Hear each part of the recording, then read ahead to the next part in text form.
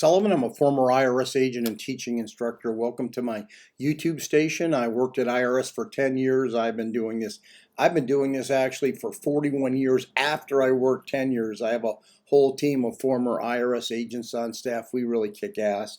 We know what we're doing. We don't have any salespeople. When you call our office, you speak directly to me, and I tell you really how we can resolve your problem. That's Sammy the dog. Sammy wants to go out, so she's giving me the stare through the camera, so I will take her out after this.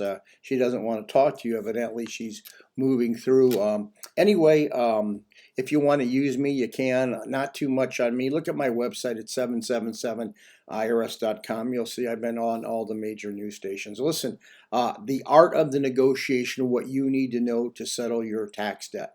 There are two important, by the way, I used to work the offer program at IRS. I used to accept offers and deny offers. Yes, I would stamp them approved, and most of them I would send back. So I want to tell you why I sent them back, and then I want to tell you how to successfully get one accepted. First of all, there were only 13,000 offers accepted last year. Why such a low number? Well, COVID had a lot to do with that, but most people don't know what they're doing. They have no idea they're going to extend the statute a year, and they're going to give IRS all their information. Plus, a lot of the big firms don't know what the hell they're doing. They put inexperienced people working your cases. The big mistake people make is hiring a firm and not even speaking to someone who's going to work their case. If this has happened to you, a good chance, if you can't see through their salesmanship, man, you're really in trouble. You've got to either be speaking to an attorney, an enrolled agent, or a CPA. If not, they're the only people who can represent you, so why are you talking to someone else?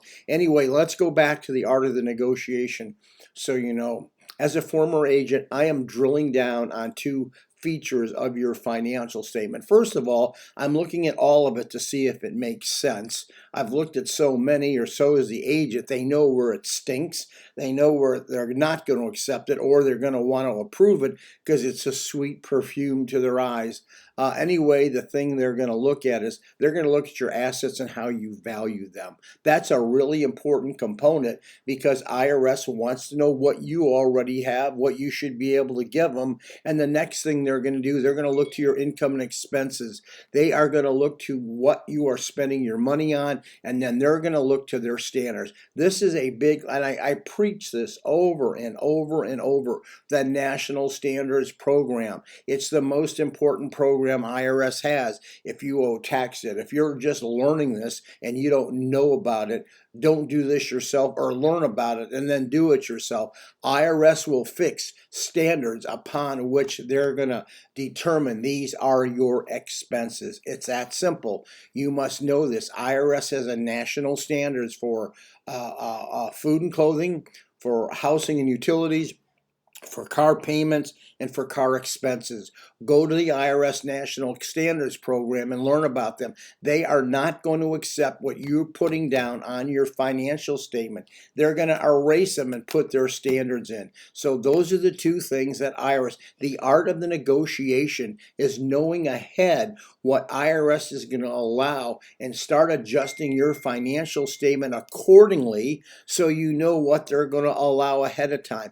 Once you do that, then you are going to be in line with how and why IRS is going to accept the offer and compromise or a payment agreement, or you're going to move forward with that. If you don't know how to do this, you don't want to do this, you should call me. But I'm going to tell you, very few offers and compromise are accepted, and payment agreements are accepted the way taxpayers want them to go down because they don't know the standard that IRS is looking at. Remember, the National Standards Program is your friend if you know what it is, but when you look at those expenses, you ain't going to be happy. Anyway, if you need me, call me.